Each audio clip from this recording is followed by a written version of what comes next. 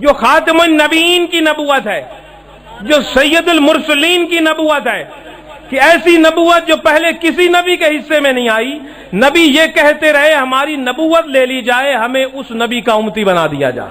نعرہ تکبیر، نعرہ رسالت، آستانہ عالیہ حضرت سید محمد عبداللہ شاہ، آستانہ عالیہ حضرت سید محمد عبداللہ شاہ، حزب الرحمان۔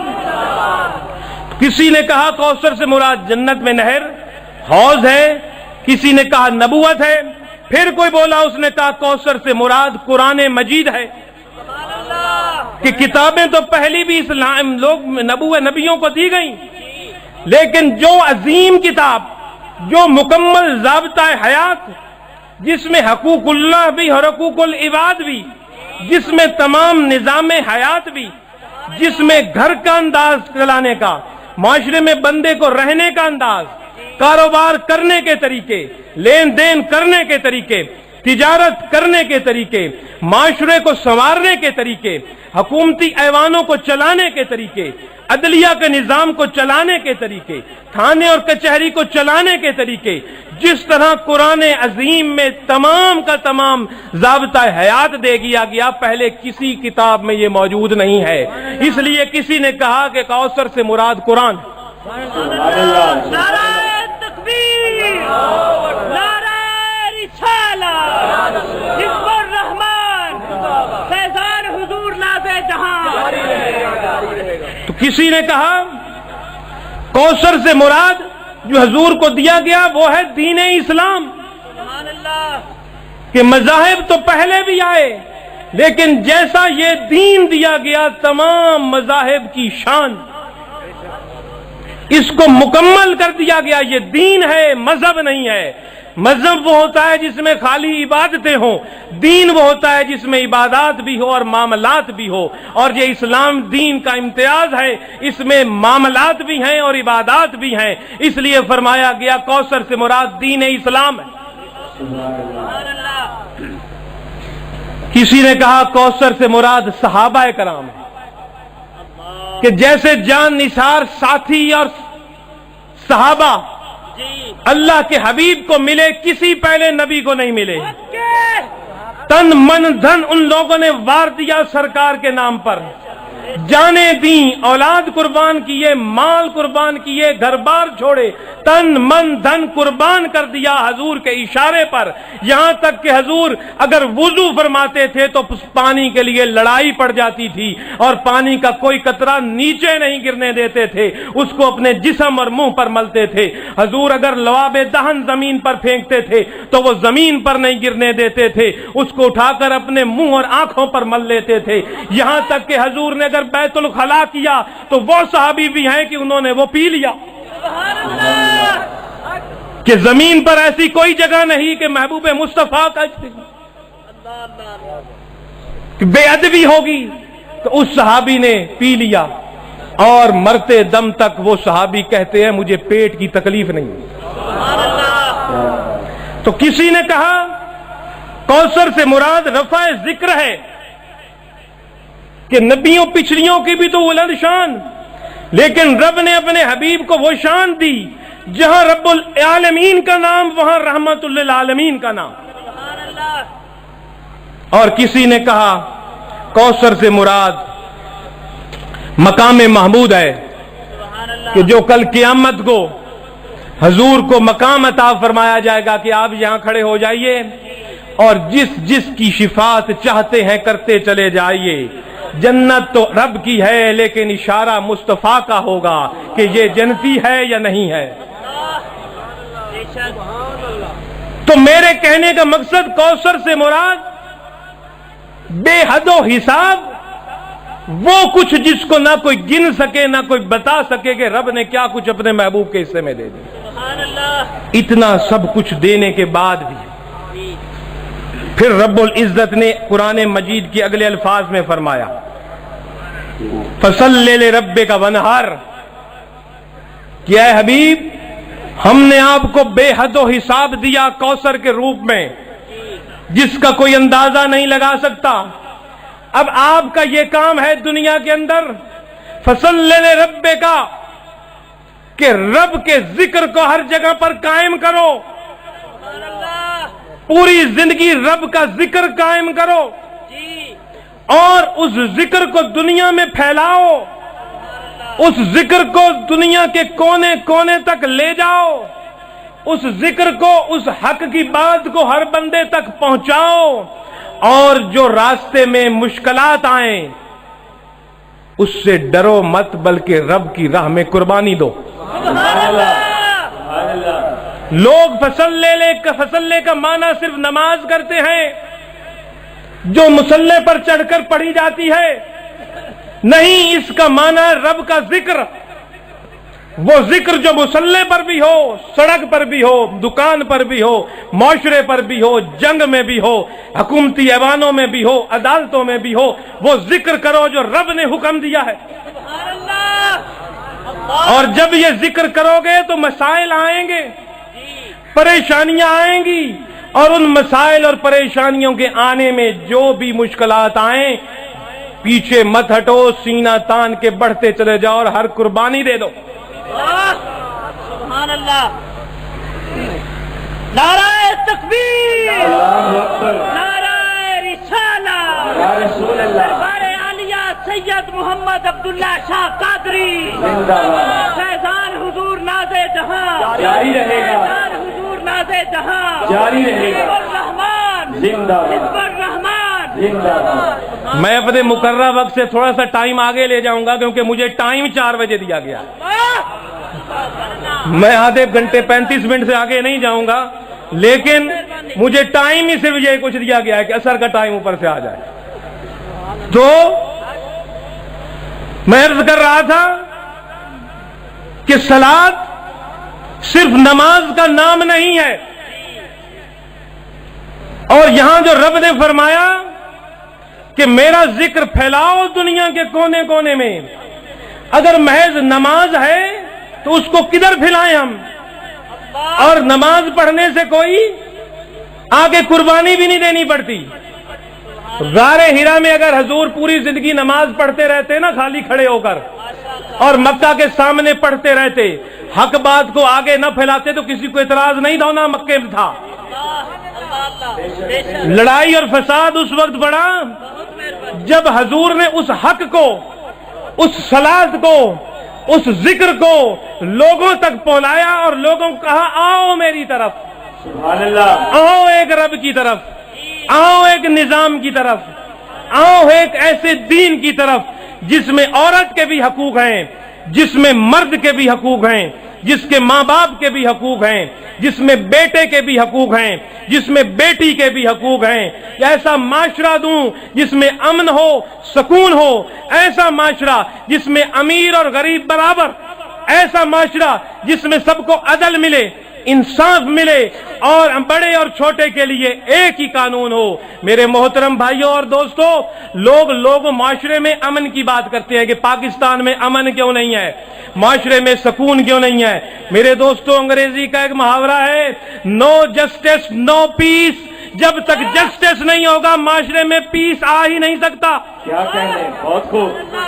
جب تک عدل نہیں آئے گا، انصاف نہیں آئے گا، کسی کو یہاں سکون نہیں مل سکتا اور امن نہیں مل سکتا۔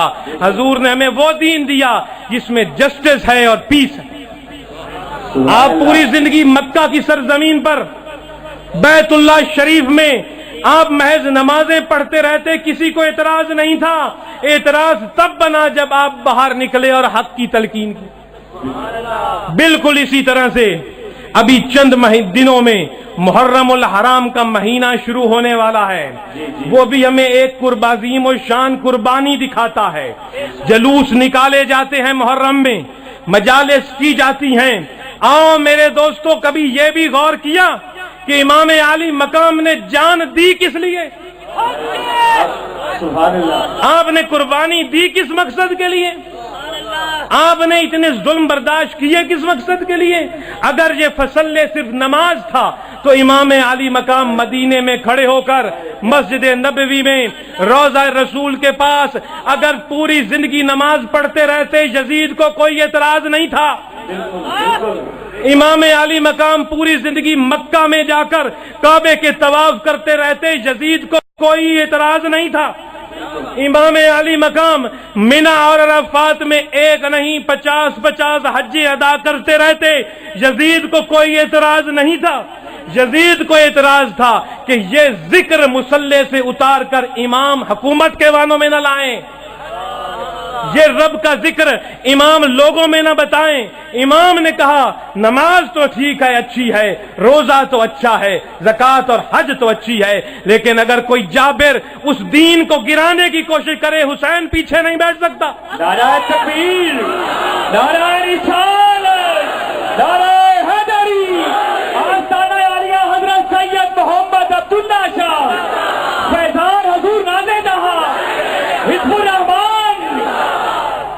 لوگ حج کرنے کے لیے سعودی عربیہ جاتے ہیں، ہزاروں میل کا سفر اور لاکھوں روپے لگا کر وہاں پہنچتے ہیں، کعبے کا طواف کرتے ہیں، منی میں ایام گزارتے ہیں، عرفات اور مزدلفہ میں قیام کرتے ہیں، شیطان کو کنکریاں مارتے ہیں، 5-7 دن کا ایک پروسیجر جو دین ہمیں دیتا ہے وہ کر کے آتے ہیں۔ کیا کبھی انہوں نے یہ سوچا کہ حج ہے کیا؟ کیا صرف یہ رسومات کر کے واپس لوٹنا ہے؟ آؤ دیکھو امام علی مقام مولا حسین رضی اللہ تعالیٰ عنہ، میں آپ سے پوچھتا ہوں تاریخ کو پھیرو اور وہ دن دیکھو کہ کس دن امام حسین مکہ سے نکلے تھے۔ کربلا میں جو آپ نے عظیم قربانی دی وہ تو ہم اس کو پیش کرتے ہی ہیں، کرنا چاہیے۔ کبھی تاریخی حوالے سے یہ بھی غور کرو کہ آپ مدینہ سے مکہ گئے تھے، مدینہ آپ نے چھوڑا، مکہ میں پہنچے اور مکہ سے آپ کربلا کی طرف گئے جو کہ عراق کے اندر موجود ہے، بغداد اور کوفے کے قریب۔ کون سی تاریخوں کو آپ نے مکہ چھوڑا؟ کبھی آپ نے اس پر غور کیا؟ آپ کو پتہ چل جائے گا حج کیا ہے، اور آپ کو پتہ چل جائے گا وصلی رب کا ذکر کیا ہے۔ امام علی مقام نے 8 ذی الحج تھی غالباً، 8 ذی الحج، جس دن لوگ احرام باندھ کر منی کی طرف نکل رہے ہوتے ہیں حج کے لیے، امام علی مقام نے اس دن مکہ چھوڑا اور لوگوں نے عرض کیا سرکار حج تو کر لیں۔ امام علی مقام نے کہا کون سا حج کروں؟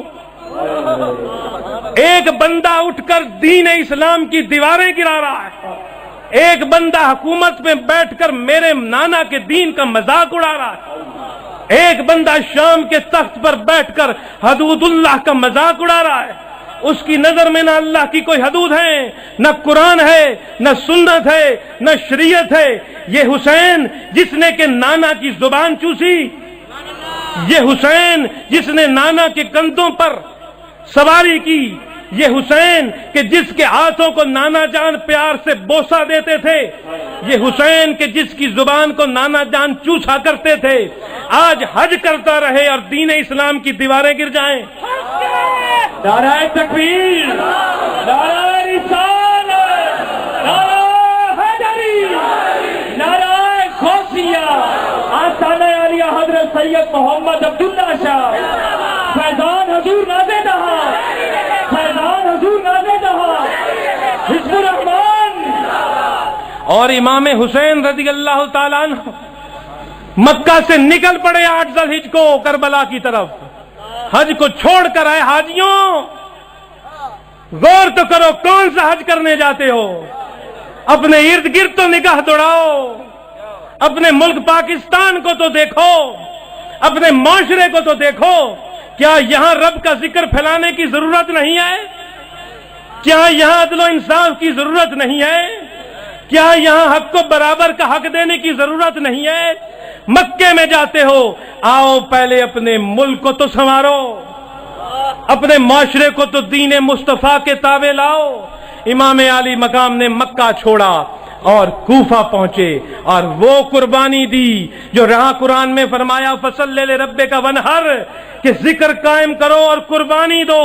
حسین علیہ السلام نے وہ قربانی دی، وہ قربانی دی، وہ قربانی دی۔ آدم سے لے کر حسین تک اور حسین سے لے کر قیامت تک کوئی مائی کا لال یہ قربانی نہیں دے سکتا۔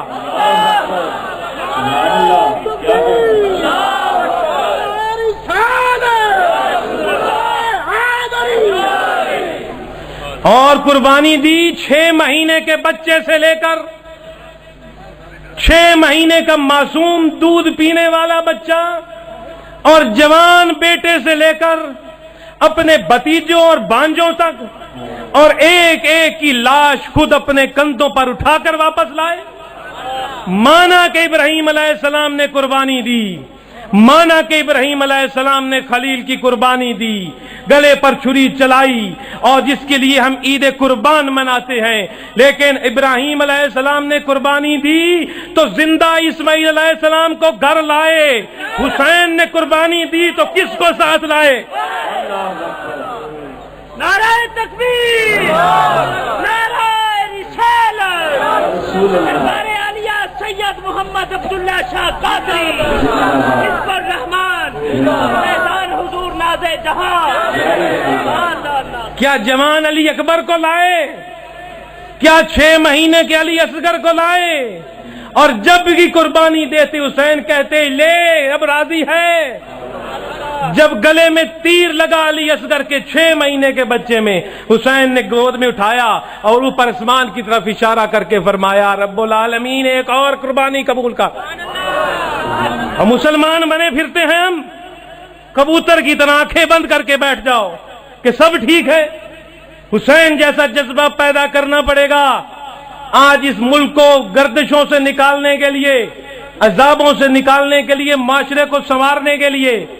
اور یاد رکھو میرے دوستو، حسین علیہ السلام نے ساری قربانیاں دینے کے بعد کیا فرمایا کہ رک جاؤ ظالموں یزیدیوں، حسین تمہارے آگے نہیں جھک سکتا، حسین تمہاری حکومت قبول نہیں کر سکتا، ظلم کے آگے نہیں جھکے گا، محمد صلی اللہ علیہ وسلم کا بیٹا ہے، لیکن 1 منٹ رکو، مجھے شکر کا سجدہ کرنے دو۔ سبحان اللہ۔ جب علی اکبر بھی شہید، علی اصغر بھی شہید، حسین علیہ السلام نے فرمایا مجھے شکر تو کرنے دو کہ رب نے حسین کو اس قابل سمجھا کہ میں اپنے بیٹے قربان کروں رب کی راہ میں، میں اپنی اولاد قربان کروں رب کی راہ میں اس کے شکر پر سجدہ تو کرنے دو۔ اور آپ نے سجدہ کیا سب کچھ قربان کر کے اور فرمایا سبحان رب یا لالا، میرا رب سب سے اعلیٰ جس نے حسین کو ثابت قدم رکھا اور اپنی جان دے دی۔ میرے دوستو آؤ، یہ ہے فصلی لربک ونحر کی تشریح۔ مصلی پر پڑھو 5 وقت کی نماز، لیکن صرف حجرے میں بیٹھ کر نہیں، باہر بھی دیکھو کیا ہو رہا ہے، ارد گرد بھی دیکھو کیا ہو رہا ہے، اور حق کے لیے آواز بلند کرو۔ یہی محمد کریم کی سنت ہے، یہی امام حسین کی سنت ہے، اور یہی دنیا کے ہر اس کامل ولی کی سنت ہے، اور یہی حضرت سید محمد عبداللہ شاہ رحمت اللہ علیہ کی سنت ہے۔ سبحان اللہ، سبحان اللہ۔ آستانہ عالیہ حضرت سید محمد عبداللہ شاہ، آستانہ عالیہ حضرت سید محمد عبداللہ شاہ، آستانہ عالیہ حضرت سید محمد عبداللہ شاہ۔ وقت کے یزید کے سامنے آواز اٹھانا، یہی میرے محترم دوستو اسلام ہے۔ وقت کے یزید کے سامنے حق بات کرنا یہی دین ہے۔ وقت کے یزید کے سامنے حق اور سچی بات کرنا، اس سے بڑی نیکی، اس سے بڑا حج، اس سے بڑی عبادت کوئی نہیں۔ بے شک، بے شک۔ اور جس جگہ پر بھی کسی کامل ولی نے ڈیرے لگائے، صرف حجرے میں بیٹھ کر عبادتیں کر کے وہ ولی نہیں بنا، اس نے شان نہیں لی، بلکہ وقت کے یزیدوں اور فرعونوں سے ٹکرایا، حق بات کی۔ اس راوی کے کنارے پر بیٹھنے والے قبلہ عالم سید محمد عبداللہ شاہ رحمت اللہ علیہ نے وقت کے یزیدوں اور فرعونوں سے ٹکر لی، اپنی جان کو بھی پرواہ نہیں کی، اور دین کا وہ جھنڈا لگایا، توحید کا وہ جھنڈا لگایا، آج 1930 کی دہائی کے نواب کہاں ہیں؟ 1930 کی دہائی کے حکمران کہاں ہیں؟ وہی ایک ہی حکمران ہے، آج کل بھی زندہ تھا اور آج بھی زندہ ہے، جس کا نام محمد عبداللہ شاہ۔ آستانہ عالیہ حضرت سید محمد عبداللہ شاہ، آستانہ عالیہ حضرت سید محمد عبداللہ شاہ، آستانہ عالیہ حضرت سید محمد عبداللہ شاہ۔ فاذکرونی اذکرکم، رب کا ذکر کرو، رب تمہارا ذکر کرے گا۔ جس جس جگہ پر کسی نے رب کا ذکر کیا، رب آج تک اس کا ذکر کر رہا ہے۔ کربلا میں حسین نے رب کا ذکر کیا، یہاں جدھر جدھر چلے جاؤ، لاہور میں داتا حجویری نے رب کا ذکر کیا، ملتان میں بہاؤدین زکریا نے رب کا ذکر کیا، اجمیر میں معین الدین چشتی نے، دلی میں، اور یہاں سندیلیاں والی میں کتب علی شاہ صاحب نے رب کا ذکر کیا، اور قادر بخش کی بستی میں سید محمد عبداللہ شاہ نے رب کا ذکر کیا۔ فاذکرونی اذکرکم، محمد عبداللہ شاہ رحمۃ اللہ علیہ نے رب کا ذکر کیا، تو آج یہ لاکھوں کا مجمع، ہزاروں کا، یہ رب کا ذکر ہے، اور رب ان کا ذکر کر رہا ہے۔ سبحان اللہ، سبحان اللہ۔ تو میرے دوستو، اللہ رب العزت کا کرم ہے، اس نے ہماری نسبت ایک متقی کے ساتھ کر دی، ایک مومن کے ساتھ کر دی، کہ جن کی اطاعت اور فرما برداری کر کے ہم بھی بہت کچھ پا سکتے ہیں۔ آؤ، وقت کا تقاضا ہے، اپنے آپ کو ان صوفی ازم کے ساتھ منسلک کرو، ان کے نقش قدم پر چلو، اس میں عبادات بھی ہیں، معاملات بھی ہیں، اور اپنی دنیا بھی سنوارو اور آخرت بھی سنوارو۔ ایک بات آج کل بڑے زور شور سے ہو رہی ہے میڈیا میں، جناب وی آئی پی کلچر، کہ یہ وی آئی پی کلچر نہیں ہونا چاہیے۔ میں آپ کو بتاؤں، ایک وی آئی پی کلچر اللہ نے بھی بنایا ہے، اور ایک مسلم معاشرے کے اندر، ایک اسلامک اسٹیٹ کے اندر، اور مسلمانوں کے لیے صرف وہی وی آئی پی کلچر ہے جو رب العزت نے قرآن میں بنایا۔ بے شک، بے شک۔ اس کے علاوہ تمام کھوکھلے وی آئی پی ہیں، اور جس کو اپنی سانس کا پتہ نہیں، کاہے کا وی آئی پی، جس کو یہ پتہ نہیں کل کا سورج دیکھنا ہے کہ نہیں، کاہے کا وی آئی پی۔ بڑے بڑے وی آئی پی آئے، ذل الہی بنے ہوئے، اپنے آپ کو رب کہنے والے وی آئی پی آئے، لاکھوں کروڑوں کی فوجوں والے وی آئی پی آئے، کئی کئی ملکوں پر حکومت کرنے والے وی آئی پی آئے۔ آج کہاں حکومت کر رہے ہیں؟ 6 فٹ کی زمین پر، اور جس پر فاتحہ پڑھنے والا بھی غالباً کوئی نہ ہو۔ اور وہ ایک وی آئی پی وہ آئے جس کو قرآن نے کہا وی آئی پی، اور وہ کون سے وی آئی پی ہیں؟